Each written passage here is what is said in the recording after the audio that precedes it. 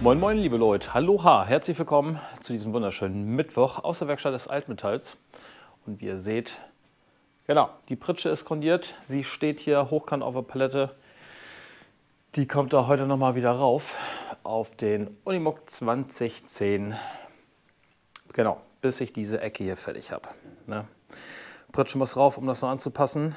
Das Biest nämlich muss hier noch ein bisschen ausgerichtet werden zur Seite.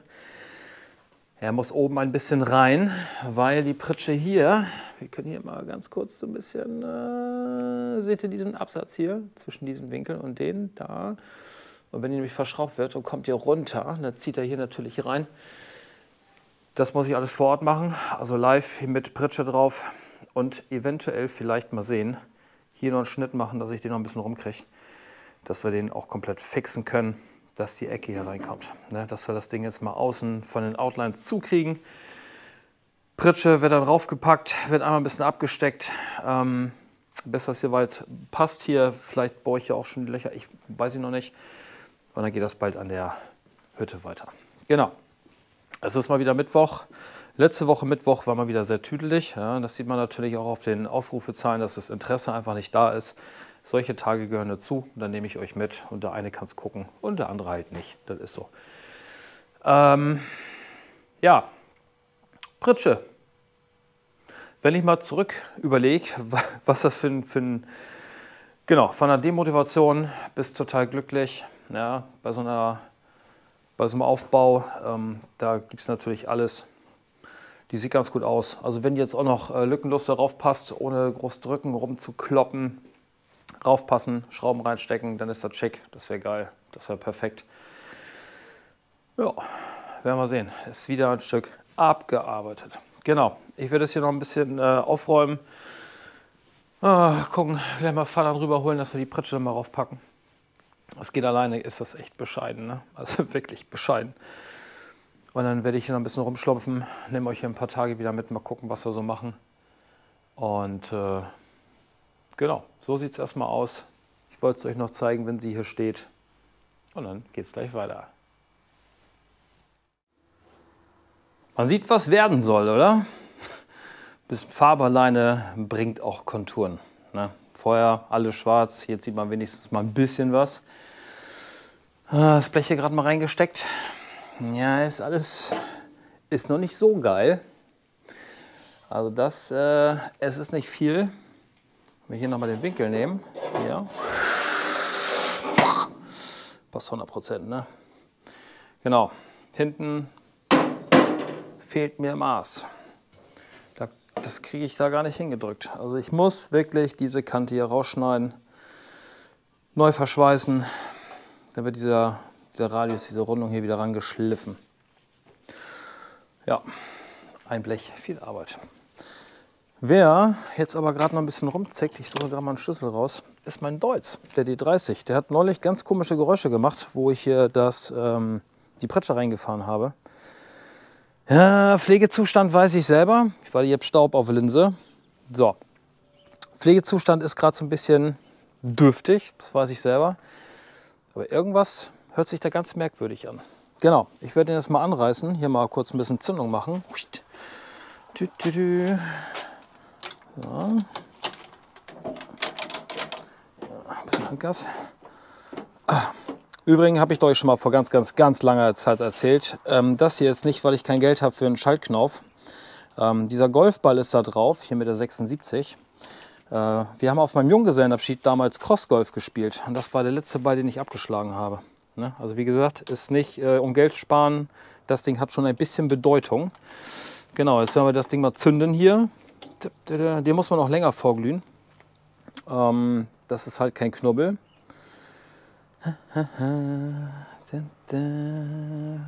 So.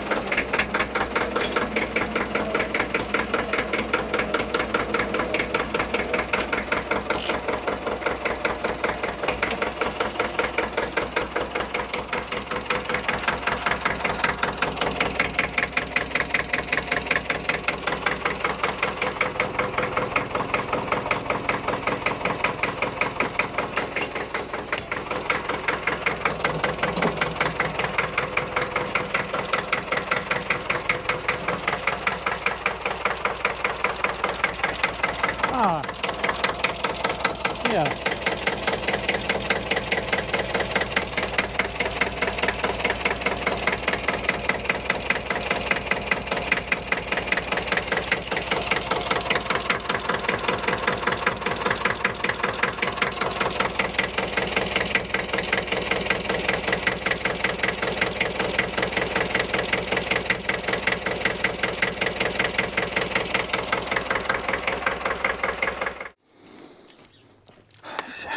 Die Zange, die alles kann, und natürlich das Stativ.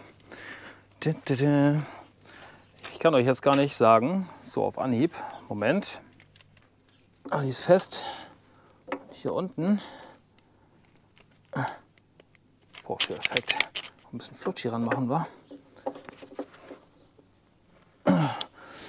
Ich glaube, da ist eine Dichtung zwischen.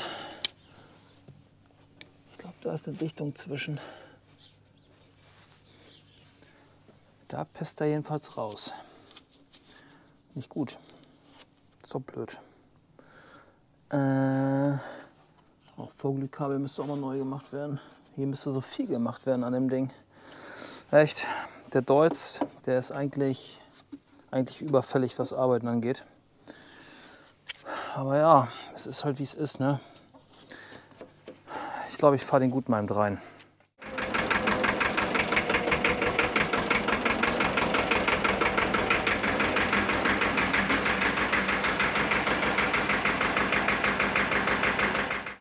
Da steht er, der kleine Rüdiger. Er hätte bessere Pflege verdient. Ja, der D30 hier ist ja einer von den letzten. Jetzt nicht der letzte, sondern einer der letzten Baujahre und hat dementsprechend einen 812er Motor verbaut. Gab es auch mit dem 712er Motor, in der letzten Variante mit dem 812er Motor. Und da man ja leidenschaftlicher Deutz- und Unimog-Schrauber ist, hat man natürlich dementsprechend auch die Werkstatthandbücher. Am liebsten natürlich immer ein Original. Ne, hier ist alles drin, Motor und Co.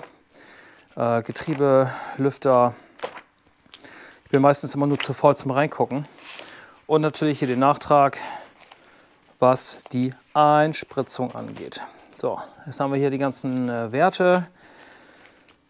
Hier ist die Einspritzung, Kompression. Hier ist eine Einspritzdüse. Da, Einspritzdüse, Düse, Düsenträger, Düse. Ich gucke gerade, ob da noch ein Dichtring zwischen ist. Das werde ich mal kurz prüfen.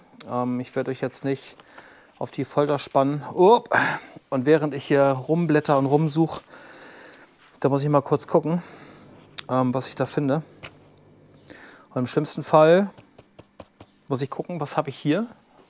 Und wenn ich es nicht da habe, muss ich es bestellen. Dann bleibt das nämlich, glaube ich, erstmal zusammen. Alles andere macht keinen Sinn. Das steht dann nämlich hier drin, man kann ihn nicht fahren. Deswegen will ich das mal kurz prüfen, was da verbaut ist. Deswegen springt der Ochse auch so schlecht an gerade. Ja.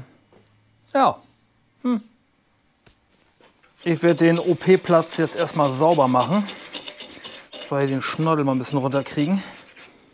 Dann sieht man auch mal ein bisschen was. Hier mal ein bisschen mit Rostlöser. Schön sauber machen den ganzen Kram. Mal gleich mal gucken.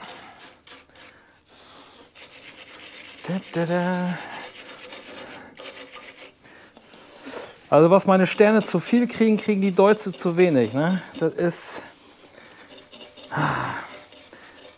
weiß ich nicht, greife nicht in ein laufendes System. Und der Deutz hier, er funktioniert halt einfach. Das ist so das Problem. Ja, was soll man machen, wenn es läuft? Ne? Klar, Getriebe ist das andere oder das eine, wo ich auch echt bei muss. Das sage ich ja auch schon seit längerem. Aber ich weigere mich da noch ein bisschen. Ja. So. Hier oben mal ein bisschen die Verschlüsse sauber machen.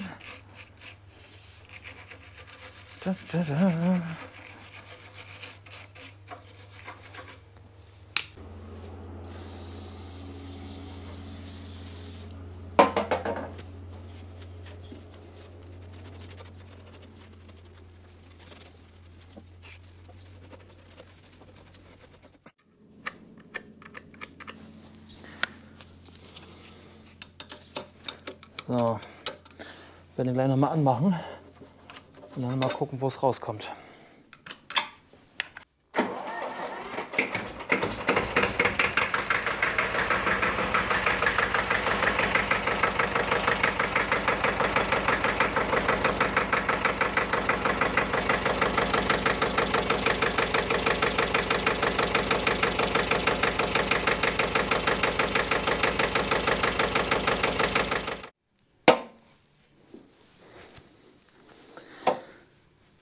ja, 30er Schlüssel und raus, ne?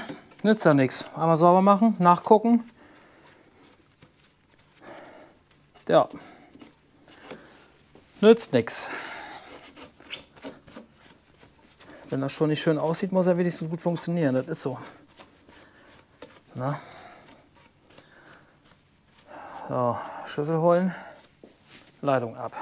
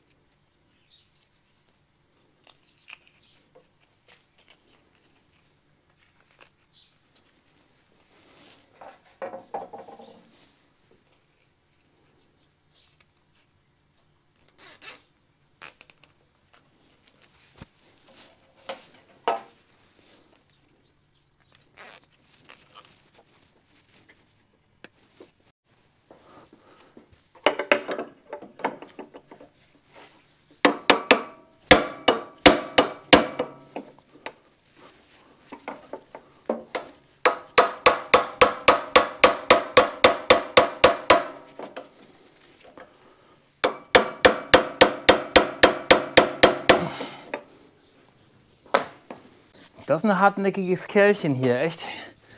Kommen wir ein bisschen schlecht ran. Aber das Blech auszubauen geht noch schlechter. Das kriegt man nämlich nicht am Krümmer vorbei oder hier am Auspuff. Und ich glaube, ich werde nicht drum rumkommen. Ich werde nicht drum rumkommen, dieses Blech zu lösen. Was haben wir denn da? 10, 10. Da ist gesteckt und hier ist eine Schiffsschraube. Also Blech abbauen. Genau.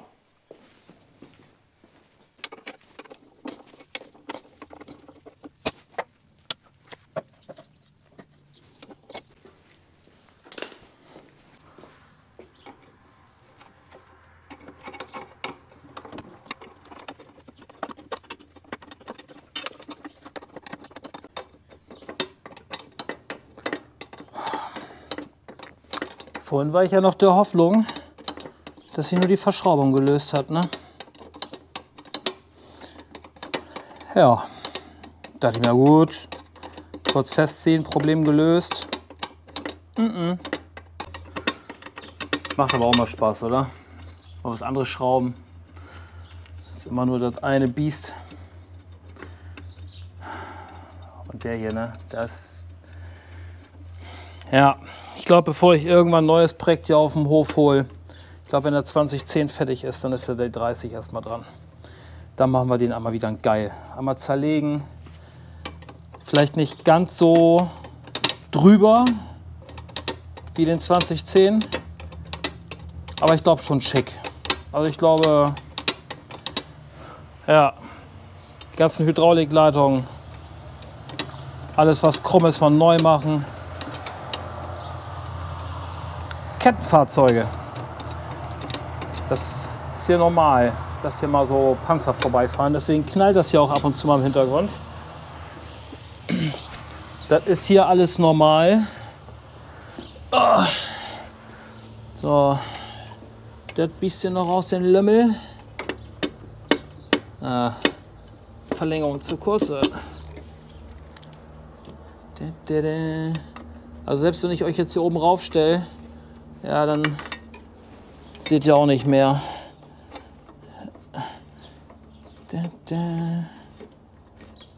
Habe ich auch noch nie abgehabt, das Blech hier, ne? Noch nie. Seitdem ich diesen Deutz habe, war ich noch nie am Motor bei. Der läuft halt einfach. Trecker-Track, hochdrehen, weil da musst du schon ganz schön leiden. Der läuft. Läuft und läuft und läuft. Ja, Echt, das ist ein richtig schöner kleiner Trecker für den Privatgebrauch, für den Hof. Ja, besser geht natürlich immer, aber es geht halt auch mal schlimmer. So, Schrauben sind raus. Na, guck mal, so schlimm ist das ja gar nicht. Ja.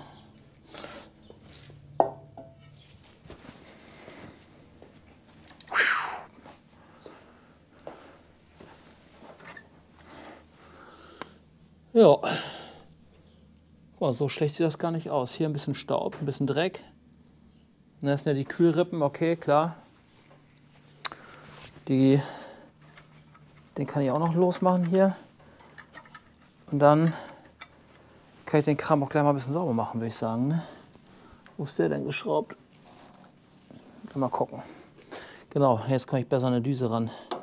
Hier suppt sie nämlich schon länger. Seht ihr das? Oder ist es natürlich auch der Rostlöser, der hier reingelaufen ist? Ja, jetzt sollte es gut funktionieren.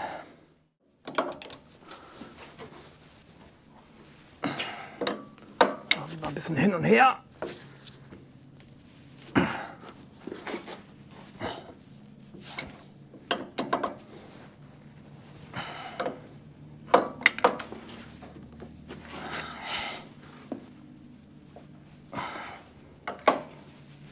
Oh, oh, oh, oh.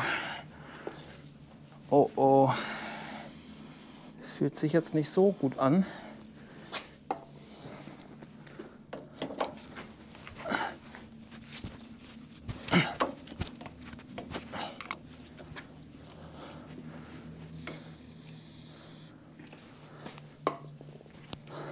Na komm, Mäuschen.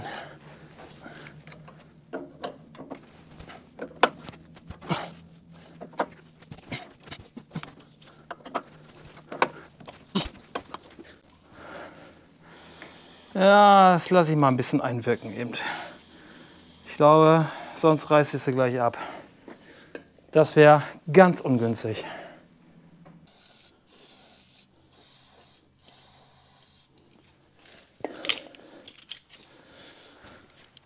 Ja, es geht nur ein bisschen mit Geduld. Ein bisschen vor, ein bisschen zurück, ein bisschen vor, ein bisschen zurück. Die den Kopf abzureißen, Gewinde versauen. Junge, Junge, dann habt ihr aus einer undichten Düse einen kaputten Kopf.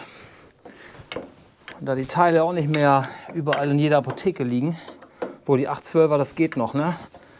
812 gibt es noch ganz gut, aber so Zylinderköpfe für einen 514, ja, 84R haben die Händler alle noch liegen.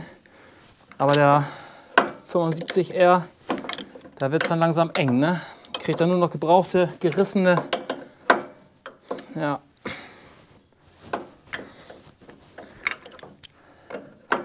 Nehmen wir sie gleich mal raus. Gucken uns den ganzen Krempel mal an.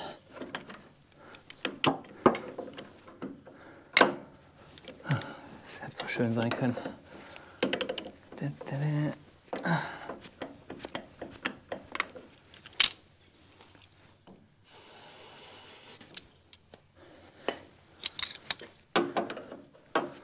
Ja, dann gibt es natürlich immer die ganz Wilden, die holen dann gleich den Brenner, ne? Ja, mit Wärme geht alles. Mit Wärme geht alles. So. Nee, das ging auch kalt zusammen. Dann geht das kalt auseinander. Da muss man sich dann halt einfach mal 5 Minuten die Zeit nehmen. Mal ein bisschen sprühen, mal ein bisschen hin und her wackeln. Und oh, man schwitzt schon wieder wie eine Sau. Vielleicht ziehe ich gleich mal den Pulli aus. So.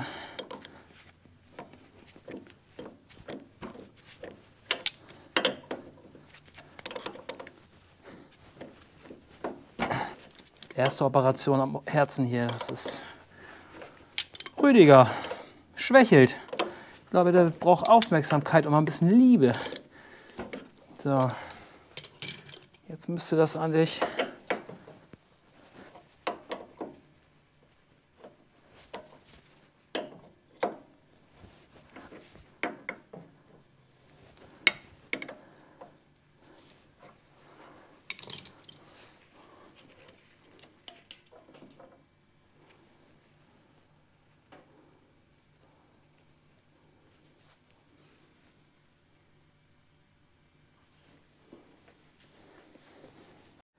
Ja, Leute, ich glaube, das Problem ist schon gefunden.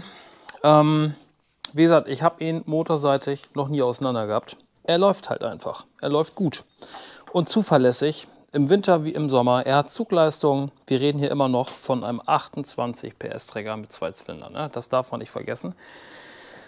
Es sind immer noch die ersten Düsen. Die Kiste hat hier wirklich viele, viele Stunden von mir gesehen.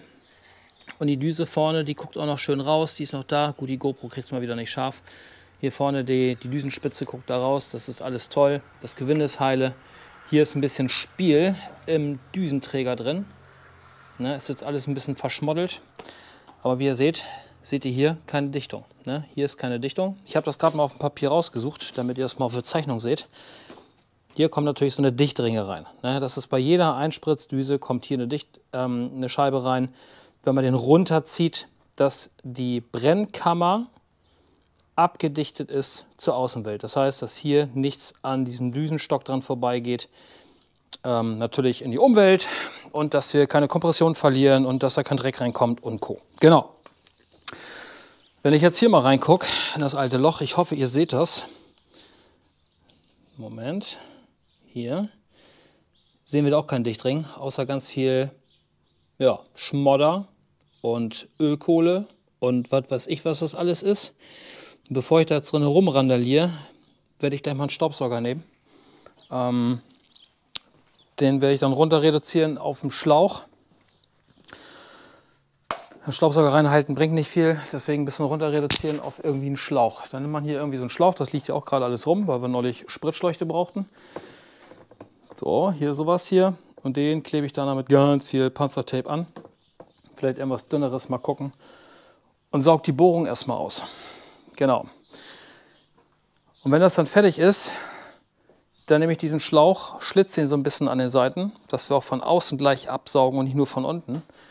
Und versuche dann mit einer kleinen Zahnbürste reinzugehen. Da muss ich mal gucken. Bei den Lackiersets, wenn man so diese billig Lackierpistolen kauft, ist mir immer so eine kleine Bürste bei. Im Regelfall schmeiße ich die mal weg oder die liegt hier irgendwo in diesem Chaos rum. Aber eine alte Zahnbürste hat jeder. Und wenn er keine hat, dann wird es mal Zeit für eine neue, dann habt ihr eine alte. Man muss da halt mal ein bisschen einfach denken. Und da werde ich dann drin die Gewindegänge ein bisschen sauber machen und durchgehend diesen Sauger da reinhalten. Ne? Mit diesen kleinen Schlitzen an den Seiten, ne, mache ich dann auch ein bisschen kleinen Seitenschneider. So kleine Schnitte reinmachen, dass wir, wenn wir außen reinigen, unten gleich wegsaugen, was runterfällt und nicht erst Richtung Brennraum fallen. Weil ich habe keinen Bock, den Kopf runterzunehmen. Dann wird so eine Düse ja eingestellt auf einen gewissen Düsendruck. Es gibt ja für jeden Motor gibt es einen Düsendruck und es gibt ja so eine Beilagscheiben. Damit verändert man den Druck. Man sagt eigentlich immer pro Zehntel 10 Bar. Ne, habe ich eine neue Düse, die soll 200 Bar kriegen, Einspritzdruck. Dann stimmt man normalerweise mit diesen Scheiben mit einem Düsentester auf 210, 205, 210 Bar. Denn die verliert immer so ein bisschen Federkraft. Ja, hier ist die Feder drin. Die verliert immer ein bisschen Kraft, das läuft ein bisschen ein. Und dann haben wir unsere 200, 195, 205 so in dem Dreh. Merkt man bei so einer Gurke eh nicht. Ich bin immer so der Freund von, greife nicht in ein laufendes System, wenn es funktioniert. Diese Düse, klar, sieht die jetzt nicht so toll aus. Eine neue ist immer schöner. Aber eine neue ist halt auch nicht immer gleich besser. Ne? Dieses selbst Bosch, ja, Made in Germany, ja, einbauen und Leben lang Ruhe haben, die Zeiten sind halt auch vorbei. Die Hersteller gehen alle auf Marge, das heißt billig, billig, billig. Und diese Kamera, ne? Ich wische noch mal rüber. Da wird Zeit für neues Glas. Der Dominik hat ja meine Pumpe gemacht vom Unimog. Ich habe original Düsen gekauft von Bosch. Made in, ich weiß gar nicht, wo die herkamen, Tunesien oder so. Habe diese Düsen damals fotografiert. Das war gerade so eine Zeit mit ganz viel Nachbauten auf dem Markt. Habe Bilder gemacht, habe Bosch angeschrieben, die Bosch Technik-Ecke. Und die haben bestätigt, dass es echte Düsen sind. Da ist so ein Hologramm in der Packung drin und es waren echte Düsen. So, habe die zum Dominik geschickt, 50%, das heißt 3 Düsen von 6 haben gefressen. Die musste alle nachleppen, dass die alle nachgeschliffen werden, damit diese Pumpe läuft. Und deswegen bin ich mittlerweile so, lieber alt und läuft gut und zuverlässig, als irgendeinen neuen Scheiß einzubauen aus irgendeinem Zubehör, aus irgendwelchen Margenbauten. Und das sieht man halt immer wieder, Zubehör ist und bleibt Zubehör. Das ist so. Genau. Ja, ich werde das mal den Staubsauger ein bisschen tunen, werde da mal einen Schlauch ranrödeln. Was ich auf alle Fälle machen werde, ich werde diesen Düsenträger zerlegen. Also ich schraube ihn auseinander. Vielleicht. Vielleicht. Also eigentlich möchte ich ihn zusammenlassen.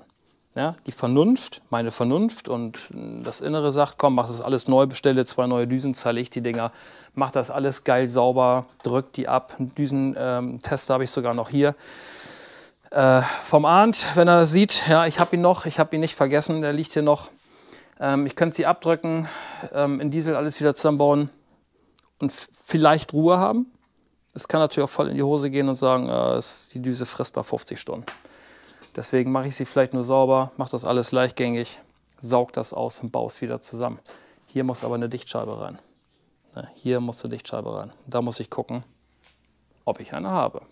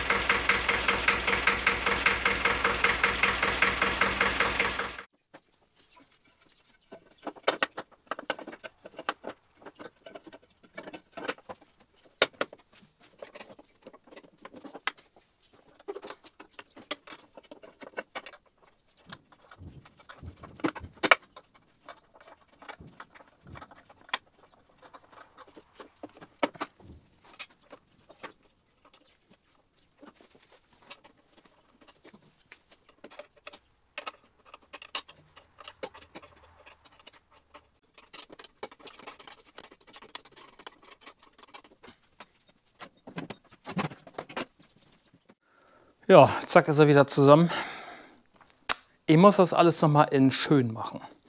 Also die andere Düse hat gleiches Problem, nur nicht ganz so schlimm. Also die, ja, sieht man oben halt auch, dass die leicht am Rauszischen ist.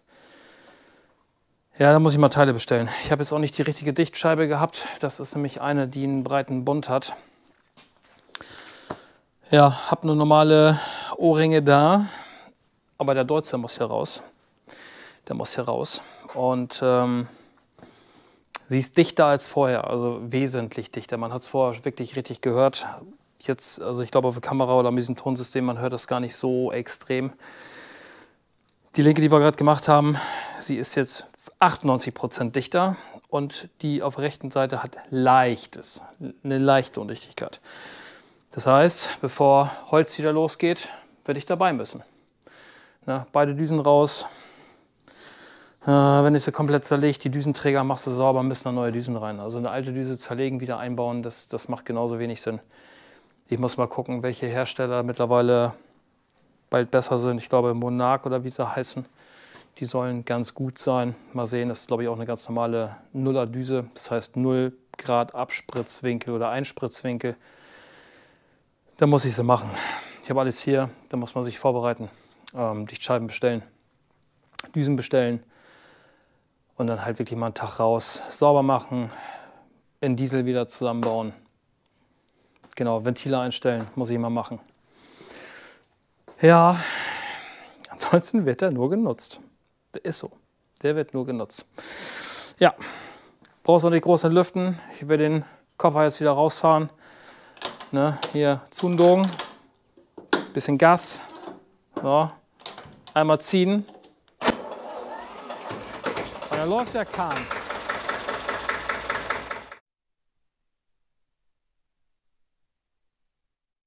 Ja, das soll er sein. 2,2 kW, mehr als der andere. Der andere hat wie gesagt 1,5. Wellendurchmesser ist hier bei ja, so ungefähr 24. Das ist halt alles Zoll und nichts Metrisches. 24 wird in Deutschland keiner nehmen, da kommt 25 rauf. Und das hier, ja, das sollte passen. Ja, das sollte passen. Genau. Man muss halt Abstriche machen, ne? Man muss halt Abstriche machen. Man kann es nicht vergleichen mit Fein oder Flott oder diese ganzen Hersteller, die sowas bauen, die da ja, deutsche Norm einhalten müssen und die ganzen ja, Sicherheitsaspekte und Co.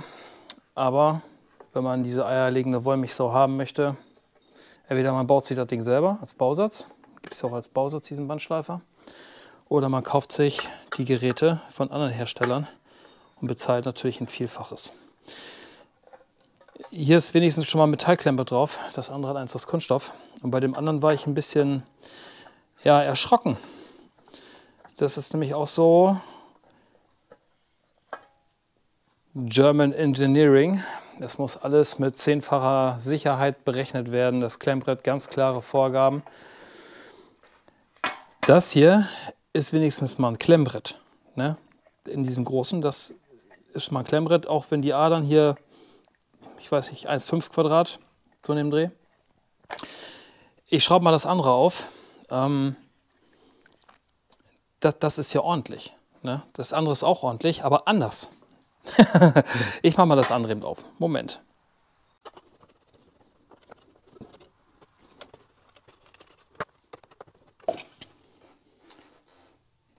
Ja, ne? Hier sind irgendwelche Kreuzschrauben reingezuppelt. Und hier ist ja wenigstens ein Klemmbrett drauf mit einer vernünftigen Verschraubung. Ne? Immerhin. Ja. Den werde ich mal irgendwie umfummeln. Und dass wir den wieder zum Laufen kriegen. Ohne ist nämlich auch blöd. Ne? Also man gewöhnt sich da schon dran, dass hier so ein Ding in der Werkstatt steht. Mal irgendwas schnell schleifen, entgraten, wie auch immer. Ist ein Bandschleifer schon wirklich gut. Ja. Ja. Wollen wir mal sehen. Irgendwie mal umfummeln die Tage. Ja. Ja. Ich mache die Klemmbretter kurz zu, pack den Motor mal daneben. Dann kann er dann eine Woche liegen. Ja, da parkt er jetzt. Mal sehen, wie lange. Ja, hier geht es bald weiter. Die Ecke da ran zuppeln. Es ist eigentlich nicht viel, aber es wird ein Stundengrab sein. Da gehe ich von aus, bis das alles passt. Das da irgendwie rein zu kloppen, ja, okay, aber reinkloppen reicht mir nicht. Und das muss schon alles irgendwie sitzen. Dass die Türen, das muss alles gerade sitzen. Echt. Wenn der Scheibenrahmen Zentimeter hängt, das interessiert kein Mensch. Von der Seite und von vorne muss das Ding gerade sein. Das ist so. Und dann kommen die ganzen Innenbleche. Laufe ich auch vorweg. Lange nicht mehr. Ja, den Krempel muss ich noch verpacken hier. Ja, das muss ja noch verzurrt werden auf dem Brett. Die Halter flex ich ab, die braucht er nicht. Das ist eh nicht original, das wird schon mal irgendwie nachgebaut. Ja, genau. Und diese Strebe hier zum Einschweißen, wo ich 20 Mal was von erzählt habe, die hier einschraube, lasse ich auch. Es wird, wie es gemacht wird, an der Pritsche verschraubt. Genau, das heißt, wenn die Bretter drauf sind, 30er Bohlen oder 30er Bretter, schraube ich hier durch und schraube hier die Halter an, wie es mal war. Genauso wie den Spritzschutz, also die Radläufe, wie auch immer man das nennen mag. Es ist ja kein Radlauf so richtig, es ist ja nur ein Spritzschutz. Das wird alles ans Holz geschraubt. Nach Originalvorlage. So ist es. Die Zeit ist vorangeschritten. Der Mittwoch ist mal wieder um. Ja, der arme Deutz. Ist ein seltener Gast in der Werkstatt. Echt. Deswegen macht man da auch nichts dran, weil es halt einfach funktioniert. Ja, es funktioniert halt einfach. Ist gut. Habe ich jetzt, glaube ich, schon 20 Mal gesagt, oder? Ja, kein Wasser, kein Frostschutz, kein Kaputtfrieren. Das kennt so eine Kiste alles nicht. Das läuft. Deutz läuft. Schön. Ja, ausgefegt ist. Ich gehe jetzt duschen, essen, ab zur Arbeit. So ist es. Und ich wünsche euch einen schönen Nachmittag und wir sehen uns in alter Frische am Samstag wieder in der Werkstatt des Altmetalls. Reinhauen.